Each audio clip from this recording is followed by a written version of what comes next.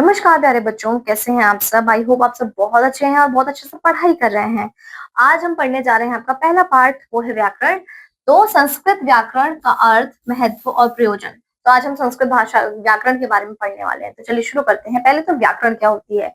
संस्कृत में व्याकरण के बारे में कहा गया है, व्याकरण इनते व्युत्पत्ते शब्दा अनेन इति व्याकरणम, अर्थात जो शास्त्र शब्दों की शुद्ध शुद्धि का निश्चय करता है, शब्दों की समीक्षा करता है, उस शास्त्र को व्याकरण कहते हैं।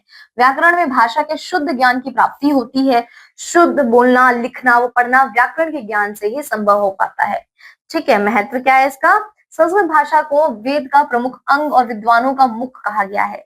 भारतीय विद्वानों का ध्यान अति प्राचीन काल से ही व्याकरण के विवेचन और अध्ययन की ओर आकृष्ट था। संस्कृत व्याकरण का अपना एक विशिष्ट महत्व है। ये पूर्णतः वैज्ञानिक पद्धति पर आधारित है। महर्षि पाणिनि संस्कृत व्याकरण शास्त्र को अष्टाध्यायी जैसा सर्वांग पूर्ण ग्रंथ दिया। वैसा ग्रंथ तथा व्याकरण संसार की अन्य भाषाओं में आज तक नहीं बना। प्रयोजन क्या है इसका। व्याकरण का प्रयोजन भाषा का शुद्ध ज्ञान प्राप्त करना है। संस्कृत भाषा हजारों वर्षों तक लोक व्यवहार तथा बोलचाल की भाषा रह चुकी है। ठीक है, तो संस्कृत भाषा हमारे लिए बहुत ही ज्यादा इंपॉर्टेंट है और बहुत ही ज्यादा हमारी लाइफ के लिए, हमारी इंडियन लैंग्वेजेस में जो है वो संस्कृत भाषा प्राचीन है। ठीक है, इससे ही बहुत सारी भाषाओं की उत्पत्ति हुई है। ठीक है, यद्यपि बहुना विषिदेने तथापि पत्र पुत्र व्याकरणम स्वजनः स्वजनो मां भूत सकलः शकलः अपृष्यतः। व्याकरण के ज्ञान के अभाव से स्वजन, जिसका अर्थ अपना निजी या परिवार का सदस्य होता है, इस शब्द में यदि दंत्य के स्थान पर तालव्य का प्रयोग किया जाए तो उसका अर्थ कुत्ता हो जाएगा। इसी प्रकार सकल का अर्थ सब होता है। यदि सकल पर दिया हो तो अर्थ अंश अथवा टुकड़ा हो जाएगा। अतः व्याकरण का ज्ञान आवश्यक है। ठीक है, विशेष रूप से संस्कृत भाषा व्याकरण प्रधान होने से जटिल और दुरूर है, परंतु व्याकरण प्रधान होने के कारण शुद्ध एवं परिमार्जित भी है। तो भाषा, संस्कृत भाषा जो है इतनी ज्यादा शुद्ध क्यों है, क्योंकि ये जो है ना हमारे पास व्याकरण की वजह से बहुत ज्यादा शुद्ध है। व्याकरण इसका ना एग्जैक्ट मैथमेटिक कैलकुलेशन की तरह काम करता है। भाषा अपने मन के विचारों भावों को दूर करने के समान प्रकट करने का साधन है। इसके माध्यम से मानव जाति लिखित, पढ़ित और सांकेतिक रूप से अनुसार अपने मन के भाव को दूसरों के सामने प्रकट करती है। भाषा शब्द की उत्पत्ति भाष्य शब्द से हुई, जिसका अर्थ है बोलना। ठीक है, भाषा कितने प्रकार की होती है, मौखिक, लिखित और सांकेतिक। लिखित क्या होती है, जिसे हम लिखकर बताते हैं, जैसे कि पुस्तक के समाचार पत्र। मौखिक क्या होती है, जिसे हम बोलकर कम्युनिकेशन करते हैं, हम बोलकर अपनी बातें बताते हैं। और सांकेतिक क्या होती है प्यारे बच्चों, सांकेतिक क्या होती है, वो भाषा को प्रेरित करने के लिए माध्यम रूप से में संकेत का प्रयोग किया जाता है। ठीक है, जिसमें हम जब संकेत से किसी को बुलाते हैं। कृष्ण ने राधा को बुलाने के लिए आदमी भेजा। उसने राधा के परिवार से कहा कृष्ण किसी को बुला रहे हैं। राधा के परिवार की तरफ से प्रश्न गया, कृष्ण किसको बुला रहे हैं। ठीक है, तो आदमी कृष्ण के पास जाकर समाचार सुनाया। तब कृष्ण सांकेतिक भाषा का प्रयोग करते हुए बोला कि 9 और 7 तासु के ऊपर तामे में अर्ध घटावत हुरी, ताहू को श्याम बुलावत हुरी। मतलब 8.5, 9 + 7 = 1, 17 को डिवाइड कर दो तो 8। उसको उसको कृष्ण बुला रहे हैं। ठीक है, तो जो है वो कृष्ण जो है एक सांकेतिक भाषा बता रहे हैं कि इसका जिसका ये जिसके ऊपर ये कैलकुलेशन फिट बैठेगी, मैं उसको बुला रहा हूँ। ठीक है, कुल 27 नक्षत्र होते हैं। 17वां नक्षत्र अनुराधा है। अनुराधा का आधा करने पर अनु और राधा हो जाता है, तो राधा ही शेष बचता है, इसलिए कृष्ण जो है राधा को बुला रहे हैं। ठीक है, तो इस तरीके से हमारी संस्कृत भाषा बनी हुई है। अब लिपि क्या होती है, लिपि क्या होती है, मौखिक भाषा को लिखित रूप देने के लिए निर्धारित चिन्हों का प्रयोग किया जाता है, उसे हम लिपि कहते हैं। ठीक है, लिपि क्या होती है, जैसे कि इंग्लिश की रोमन है, देवनागरी हमारी लिपि है, हिंदी की और संस्कृत की भी लिपि है। तो हम प्रॉपर जैसे ह हमारे यहाँ ऐसा ही बनेगा। ठीक है, ये हमारी लिपि है। ये कि हम किसी भी चीज को लिखते कैसे हैं, किसी भाषा को लिखते कैसे हैं, वो लिपि निर्धारित करती है। ठीक है, और व्याकरण क्या होता है, व्याकरण किसी भाषा के शुद्ध ज्ञान के लिए व्याकरण का ज्ञान होना बहुत ही आवश्यक है। व्याकरण वह शास्त्र है जिसके माध्यम से किसी भाषा के शुद्ध बोलने, पढ़ने तथा लिखने के नियमों का ज्ञान होता है। भाषा और व्याकरण में घनिष्ठ संबंध है। व्याकरण प्रधान भाषा शुद्ध एवं परिमार्जित होती है। व्याकरण भाषा को मजबूती प्रदान करता है। व्याकरण से ही हम शुद्ध भाषा बोलना और लिखना सीखते हैं। अतः व्याकरण का ज्ञान प्राप्त करना सभी के लिए आवश्यक है। व्याकरण के विभाग, वर्ण विभाग, शब्द विभाग, वाक्य विभाग। ठीक है, वर्ण विभाग क्या होता है, वर्ण भाषा की सबसे सूक्ष्म इकाई है। वर्ण क्या होता है, सबसे छोटी वाली होती है, सबसे छोटी, जैसे कि एक होती है, जैसे क म ल, तीनों जो है। ठीक है, टुकड़े नहीं किए जा सकते, वर्णों को अक्षर भी कहते हैं। वर्ण मेरा अक्षर। ठीक है, वर्ण जो होते हैं वो सबसे छोटे होते हैं, उनका जो और तोड़ नहीं सकते उनको, जैसे क म र। ठीक है, शब्द विभाग, यह भाषा का द्वितीय अंग है। शब्दों के रूप में ही मानव जाति अपने विचारों को व्यक्त कर पाती है। वर्णों के मेल को शब्द कहते हैं। वर्णों के मेल को हम शब्द कहते हैं। जैसे ये कमल शब्द, ये वर्ण है, क म ल, अलग अलग वर्ण है, इनको मिला के हम एक सार्थक रूप देते हैं, इसे हम शब्द कहते हैं। वाक्य विभाग क्या होता है, फिर हम उसका वाक्य बनाते हैं, शब्दों का फिर वाक्य बनाते हैं। कमल जा रहा है, ठीक है। इस तरीके से हम लिखना शुरू करते हैं। वर्ण परिचय, सबसे पहले आता है वर्ण, जिसके और टुकड़े ना किए जा सके उसे हम कहते हैं वर्ण, ठीक है। वर्ण के भी दो भेद होते हैं, स्वर और व्यंजन। स्वर क्या होता है, स्वर वो जो 22 हमें पता है स्वर हमारे यहाँ होते हैं, ठीक है। अ आ ई उ बड़ा उ रो ए ओ इत्यादि, ठीक है। स्वर के भेद कितने होते हैं, ह्रस्व स्वर, दीर्घ स्वर, प्लुत स्वर। ह्रस्व स्वर क्या होते हैं, जिस वर्ण के उच्चारण में कम समय लगता है, ह्रस्व स्वर उसे कहते हैं, बहुत कम जिसमें टाइम लगे ना उसे हम ह्रस्व स्वर कहते हैं। एग्जाम्पल अ ई उ। और दीर्घ स्वर क्या होता है, दीर्घ नाम से पता चल रहा है, दीर्घ मतलब टाइम लगेगा, ठीक है। उ ए बड़ा वाला है, ठीक है, इन सब में जिसमें टाइम लगता है। आ ई उ री ए ओ, जिसके अंदर हमारे बहुत दीर्घ भाषा निकलती है उसे हम दीर्घ स्वर कहते हैं, बहुत टाइम लगता है हमें बोलने में, ठीक है। प्लुत स्वर क्या होता है, प्लुत स्वर का मतलब होता है कंपाउंड, जिस वर्णों के उच्चारण में ह्रस्व और दीर्घ दोनों के उच्चारण से भी अधिक समय लगता हो उन्हें प्लुत स्वर कहते हैं। प्लुत स्वर का प्रयोग वेदों में किया जाता है, ठीक है। लौंगिक संस्कृत में इसका प्रयोग नहीं होता। जब हम दूर स्थित किसी व्यक्ति को आवाज लगा रहे थे वहां पर प्लुत स्वर का प्रयोग होता है, राम, ठीक है। तो र आ आम, प्लुत स्वर वहां यूज किया जाता है जहां दोनों के बीच में लगता है, ठीक है, उसे हम प्लुत स्वर कहते हैं। जैसे कि बहुत किसी दूर की चीज को राम ऐसे बुलाने के लिए बीच में और आ रहा है ना, इसे हम कहते हैं प्लुत स्वर, ठीक है। व्यंजन वर्ण की परिभाषा, व्यंजन वर्ण की परिभाषा, वे वर्ण जिसका उच्चारण स्वतंत्र रूप से नहीं होता व्यंजन कहलाते हैं, अर्थात इनका उच्चारण स्वर की सहायता के बिना नहीं होता। रमेश जाता है वाक्य में, रमेश शब्द में र जमा अ जमा म जमा ए जमा श जमा अ इत्यादि कुल 6 ध्वनियां हैं। यहाँ र म श तीनों व्यंजन है, परंतु र में अ स्वर और म में स क्रमशः ए स्वर मिले हुए हैं, ठीक है। तो इनके जो हमारे व्यंजन होते हैं इसके अंदर भी हमारे स्वर होते ही हैं, अपने आप होते हैं। जैसे हमारे र में भी हम लिखते हैं तो हलंत के साथ वो आधा है, अदरवाइज अ लगा के उसको र लिखा जाता है, ठीक है। हर एक स्वर के साथ होता है। व्यंजनों की संख्या, व्यंजन कितने प्रकार के होते हैं हमारे, व्यंजनों की संख्या 33 मानी जाती है, ठीक है। स्वर व्यंजन कौन कौन से हैं, क वर्ग के, ट वर्ग के, च वर्ग के, ट वर्ग के, त वर्ग के, प वर्ग के, ठीक है। 5 व्यंजनों के प्रथम अक्षर के आधार पर हमने क्री से लेके म तक के अक्षरों को 5 वर्गों में संबोधित किया है, ठीक है। और उसके बाद आते हैं अंतस्थ व्यंजन, य र ल व, ऊष्म व्यंजन श श स ह, ठीक है। फिर आता है आपका, फिर इन व्यंजनों में क से लेकर क तक के वर्ण स्पर्श स्पर्श वर्ण व्यंजन कहलाते हैं। काद्यो मानुषः स्पर्शः, य र ल व अंतस्थ व्यंजन कहलाते हैं, और श स श स ऊष्म व्यंजन कहलाते हैं।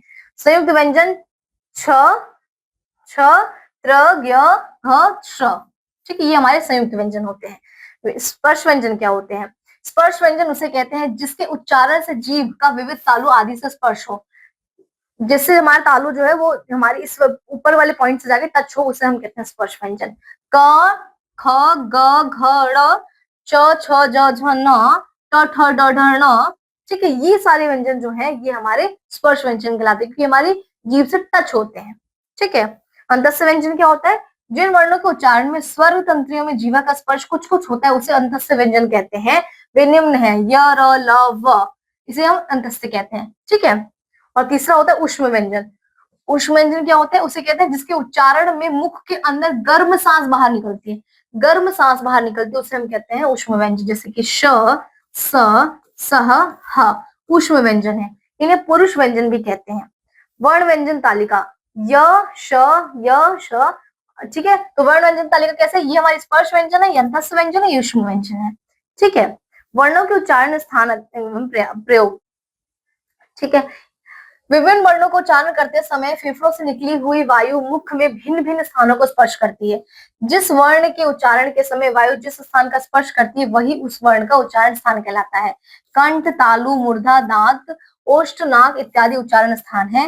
विभिन्न वर्णों के उच्चारण स्थान इस प्रकार है। तो हमारे बोलते हुए जहां पे भी टच हो रहा है वो उसका स्थान होता है, ठीक है। जैसे कि अकुही अकुहि विसर्जनीयानाम कंठः। अह अ कु अर्थात क वर्ग, क ख ग घ ड़ और विसर्ग, इन सब वर्णों का उच्चारण स्थान कंठ है, मतलब ये गले से बोले जाते हैं। क ख ग घ, यहाँ पे आपको जोर फील होगा, ठीक है। फिर दूसरा क्या आता है, इक्षुसाना तालु, ई च वर्ण, च छ ज झ ण य और श का उच्चारण तालु से होता है। च छ ज ज, यहाँ पे तालु पे टच हो रहा होता है ऊपर, ठीक है, इसीलिए हम इसे इक्षुसाना तालु कहते हैं। रटु राणा मूर्धा, षाणः, री टू रह षाणः मूर्धा, री ट वर्ग, ट ठ ड ढ ढ और श का उच्चारण स्थान मूर्धा है, ठीक है। ट ठ ड ढ मूर्धा में जाके टच होता है, इसीलिए ये इनका स्थान है।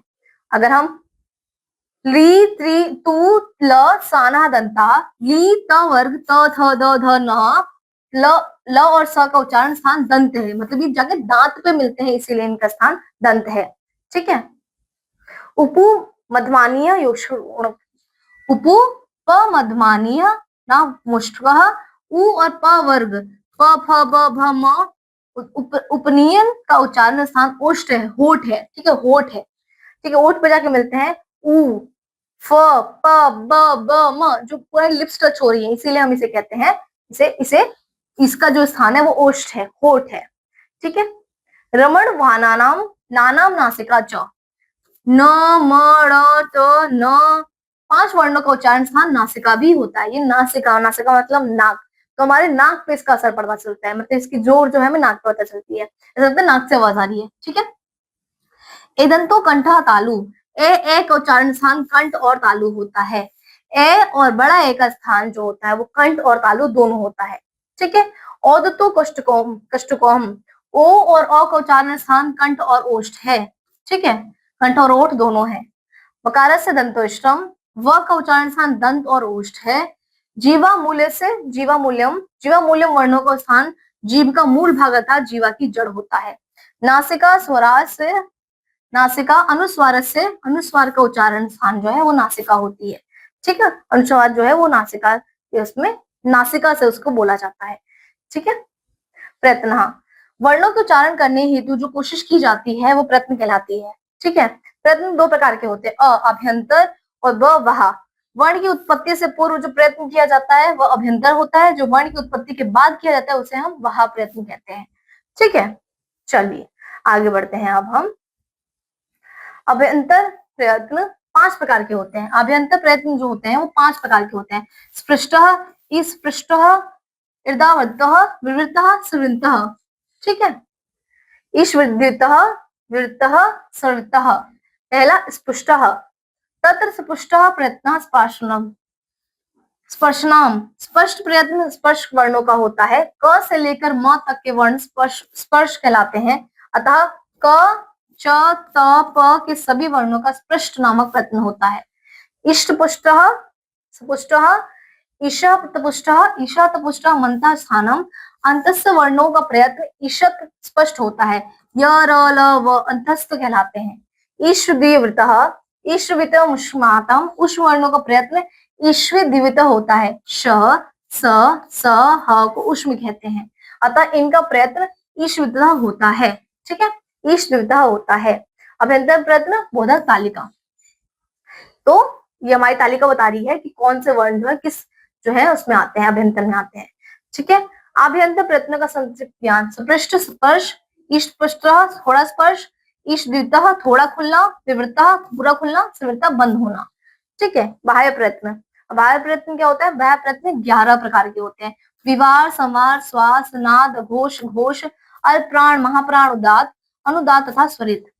क ख च छ ट ठ द ध प फ श ह इत्यादि वर्णों के वहा प्रयत्न विवार, श्वास तथा अघोष प्रयत्न होते हैं, ठीक है।